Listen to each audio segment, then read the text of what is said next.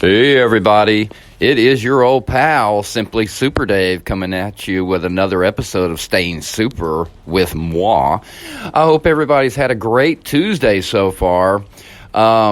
Yesterday was a nice little eventful day. It was Monday. Of course, everything happens on Mondays, right? Well, yesterday I decided to kick up the Twitch account and do a live stream on Twitch yesterday afternoon. Got a little topic that worked me up and I had to jump into it. But to catch all the content, I would suggest you follow me over on YouTube and check out that live stream. We played some Fortnite and if you haven't never watched one of my game streams, it's not about the game. Don't get me wrong, I try to play it. I have to be involved in it in somewhat. But overall, a lot of the times I'm spent in a bush or hiding somewhere where I can talk to my chat and discuss what's on my mind that day. Much like the podcast here, except it's a little bit more of an extended version. I usually go about a full hour with a live stream, mostly because of interaction. One thing we haven't tried here on the podcast is a live podcast. So that's still on the agenda to do. I just haven't had the time to really look into it, and maybe just one day I'll do it, But I want to promote it because I would like people that listen to the podcast to actually have an opportunity to pop in and interact with me. That would be really nice. One of the reasons why I love doing the live streams on Twitch is because of the chat interaction, and it directs my conversation and what I'm talking about. I might have a ton of things on my mind before I start the stream, but once the topic starts rolling in the chat, I'll go in that direction. You know what I mean? But I always got a load up ready to go in case nobody interacts, which is why I do the podcast. So today, what was on my mind to make me do a podcast? And I was thinking about music. And what I'm talking about specifically is how music is heard. I think in today's world, many people can listen to whatever they want, anytime they want, without even, well, you do have to pay for it, but there's a lot of places you can listen to it for absolutely free. So, this is a drastic change from the way music was put out there in the early days of radio. So let's take a little history lesson. Let's take a little trip through time. Let's go back to when music. Let's say you had a song that came out, right? Think about how society listened to music, and this is interesting because my whole point behind this is how even through the genius that what you have today with all the varieties and differences and things like that. But today you are more individualized by your listening of music than society was 60 to 70 years ago, and everywhere in between, before the internet age. Again, the internet age, I swear to God, it's going to be a time in history where you look back, and that is one of those times where something came along that changed society. The Industrial Revolution was one of those things as well. That affected everything, literally everything.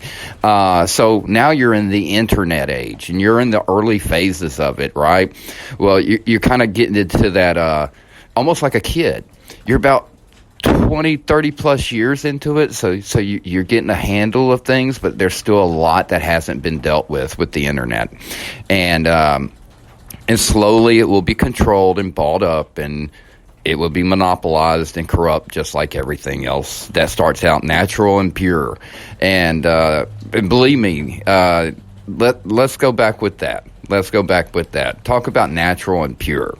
Back when music was rare, and what I mean by that, like, think about it. The first radio shows ever to be on, there were specific times of the day where it would play music, but it would also play the news, and it would have TV shows before TVs came along. You had radio programming where you would hear a show spoken out, much why I love radio so much. It leaves up the imagination to do a lot of work. When the brain's working, when you're listening to somebody, it's a lot better than watching something, because then that imagery is replaced by what's being put in front of you rather than what you would create with your own imagination. But back in that time, let's say a song came out. Well, everybody heard the song at the same fucking time.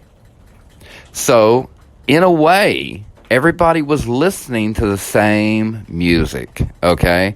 And so, and think about the 60s and the 70s when people would ride around. Like, you see movies, these things really happened, where people would, on Friday nights or whatever, go out and drive. That's all they did was drive around. You didn't have no internet. You didn't have cable TV. You had 3 channels, and they were all in black and white still, probably at that point in time.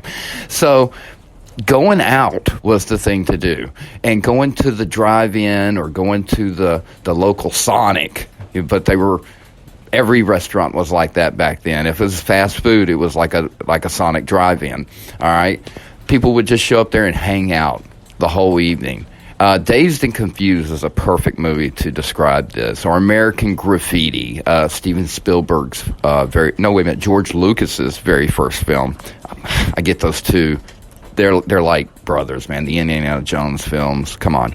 But anyway, George Lucas's first film, American Graffiti, had Harrison Ford in it, by the way, and Ron Howard starred, and Richard Dreyfuss was also in it. And anyway, so they would drive around. Now imagine everybody's driving around with their windows down, and a song comes on the radio. Well, guess what? Everybody's listening to the same fucking song. Again, you have a synergy there among society. Whether they want to be it or not, it doesn't matter. Everybody's enjoying the same thing at the same time. And so you had a connection with people, whether they hate this fucking song or they love this fucking song, and this continued until the 80s. And then MTV came along. Now you had music videos to watch all day. Music TV. God, what happened to that, right? And have you ever noticed how MTV went from strictly music to programming? And I'm talking about 16 and Pregnant and things like that. I think that's kind of weird if you want to know my honest opinion about that, because that says it right there. I don't know if I almost feel like, because people... Okay, let's continue on point, and I'll get to that one in a second, because I haven't finished it. So, you got people now, you're in the 80s, now you have music TV, everybody watches the same. Again, it's a little different, but it's more wide spectrum, because now you had metal, pop, rap, you had all country. Even country had to get its own music station, but even they don't play country music videos all day. It's rare that a show comes on but it just plays the whole fucking music video. I think there is a channel for that now, MTV2 or MTV3 or whatever. The point is, it's not like it used to be. Now you're living in a time where there isn't one source to get the music. Again, MTV was on TV, and then you had radio. But radio's competition was TV now. And now the internet came along and wiped both of them out big time. Because now the internet provides not only music videos that you can watch on YouTube all day, but you can download the music of any artist, and there's plenty to pick from any genre there is. And so, but the problem, though, is that everybody's listening to their own song. Nobody's listening to the same song together. And I know what you're thinking. You're probably thinking, well, people shouldn't have to listen to the same song together. I understand for individual rights and all that, but if you want a society to move forward, you got to work together, okay? And I guess what I'm saying here is that despite the wonderful wide array of choices that you have today, but nobody is enjoying the same thing all together at once. We will never have a superstar like Michael Jackson ever again, or any other artist on his level. Madonna's still around, and she's touring right now, and she's 68, I believe. That's amazing. What a dedicated person. But at the same time, whose soul did... who did she sell her soul to have to keep performing for this long? I think Bob Dylan said it in an interview that, why do you keep doing this? It's the deal I made, and do this till the day I die. And I'm like, is that him just speaking metaphorically, or is he just being legit, straight literal there?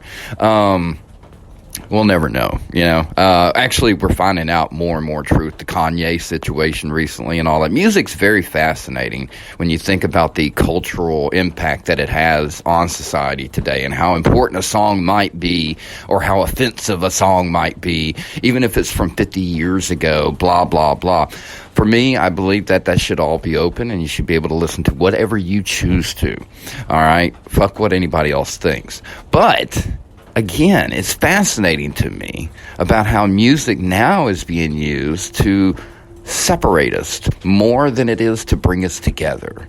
And it saddens me a little bit because I can see this happening, but I love the fact that people have that free choice. You don't have to listen what's put on the radio. You don't have to listen to what's put on the TV. You can listen to whatever you want in whatever mood you want at whatever time you want. You don't have to wait for a radio program to come on to play the greatest hits of today, which was probably 10 songs that were the only 10 songs out there. Just think about how far we've come just in the music industry alone. And today, during Revelations is what I like to call it, we're finding out how that music industry really works. From ex-producers that worked at record labels, from artists before they die or disappear forever, from everybody, really. And people... then you see how they're labeled as crazy, just like they did Corey Feldman back in the day when he talked about being, abused as a child in Hollywood, and everybody's like, "You're just full of crap, this kid." And they made him look like a goofy, doesn't know, he's weird, blah blah blah. And here we are living in a day where that's a big fucking topic, especially with the Epstein client list being hidden from the American public because we can't handle that information. But anyway, how do we get to this from music, right? But it is seriously some corrupt stuff going on behind the music business. People like Tom McDonald, an independent artist who's putting out his own music without a record label, without having to submit and edit his own work of art. He gets to put out what he feels and what he thinks. And he's considered controversial. But really, honestly, the only reason why it's controversial is because it goes against the main narrative that main media wants you to consume. What artists they want you to listen to, playing the music they only approve them to play. So that means Nicki Minaj had the approval to play WAP. That was okay, but but look, I'm not knocking that. I love Nicki Minaj. I think she's amazing, not actress, but amazing performer. Her songs are addictive and hooking, okay? I'm not gonna lie. That's what Nicki Minaj, and I never realized she was British either, and she talks so proper in her interviews. And she's very smart, but she does have that Nicki Minaj character that she has to play, and she carries that 24/7 like a professional wrestler would, a true professional wrestler would. Wrestling's changed so much over the years. Maybe we'll do a podcast about how that's changed, just like we did about music today. But no, I'm not knocking music today. I'm not saying it's crap compared to this generation or that generation. No, not at all. I'm talking about the consumption, how we deal with it, the pros and the cons, both. Because like I said, the pros are you can hear whatever you want, whenever you want. Don't have to listen to this song with anybody. But what is the magic, the energy that produces from a time where We Are the World was made, and everybody and their mother heard that song, and they heard it together at the same time? Do you see what I'm saying? Puts kind of people on the same page together a little bit. There's nothing that we all jointly join in on anymore.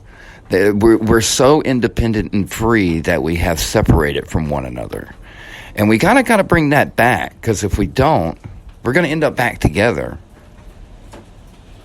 but as prisoners, under a system that we would hate and we're controlled by. Remember, freedom is great, but just like anything, too much of it can be a bad thing. Remember, you are obligated to make some type of contribution to society. And I'm not talking about telling people how to treat you or telling people your problems or anything like that, or what can be done to benefit you. I'm talking about what you can do to benefit life, to benefit your country. You know, ask what you can do for your country, not what your country can do for you. Now, I think it was the other way around. Ask not what your country can do for you, but what you can do for your country. If you believe in the government, then that's total bullshit. But if you really, truly believe in this country and what was written and how it was founded and the envisionment of what it wanted to become from a time where it knew it was being created in tyranny and evil, then you believe in your country. This country is built on freedom. It was united by music, art, love, choice, expression. I love music, but I wished we all could hear the same song together every now and then. Anyway, folks, I hope you have a wonderful Tuesday. A little something to think about for you. And this is everything. Think about the TV shows. Think about the next day when you went to school. If you're 30 plus, well, 40 plus, you used to remember you went to school the next day and everybody watched the same movie the night before. And everybody got to enjoy and talk about that. You know, just like anything happened, everybody shared the experience. Now everybody is living their own independent thing. So far independent that I think it hinders us a little bit. Anyway, so how do you fix that? There is no solution to that one. I don't think there is. There would have to be. I don't know what that could take. I really don't. Could you? I mean, really, could you imagine any musician? I mean, I know people are going to say, "What about Kanye West or Eminem or some?" You know what? As much as I love Eminem, he was never as big as Michael Jackson was in the 80s. Even in the 90s. He was worldwide, and everybody was just, I mean, but today, the biggest artist out there, if you put them in another country, or you take them out of a city and put them in a rural area, nobody would know who they were. Michael Jackson, wherever Michael Jackson went, people knew who the fuck Michael Jackson was. Michael Jordan achieved this as a basketball player. Now, nobody will ever have the worldwide recognition that Michael Jordan has. LeBron James has come the closest. Kobe, now if you want to talk about better basketball players, Kobe's better than LeBron, okay? But LeBron is bigger than Kobe ever was. But LeBron is right there, but Michael Jordan is the original. He's the Babe Ruth. Nobody can ever top how big he got in basketball. Even if they did, they would always reference back to him. That's what makes him iconic and greater. I'm sorry. But when you're the OG, then it's hard to top that. But, yeah. Enjoy your song tonight, folks. And wouldn't it be cool if everybody heard the same song and got to share the same moment together? Might bring us together a little bit more. So just keep rocking. And remember, there's only two things in the world that can conquer hate and fear out there, folks. And that's love and laughter. So go be a conqueror. Don't be a victim. And have a wonderful week.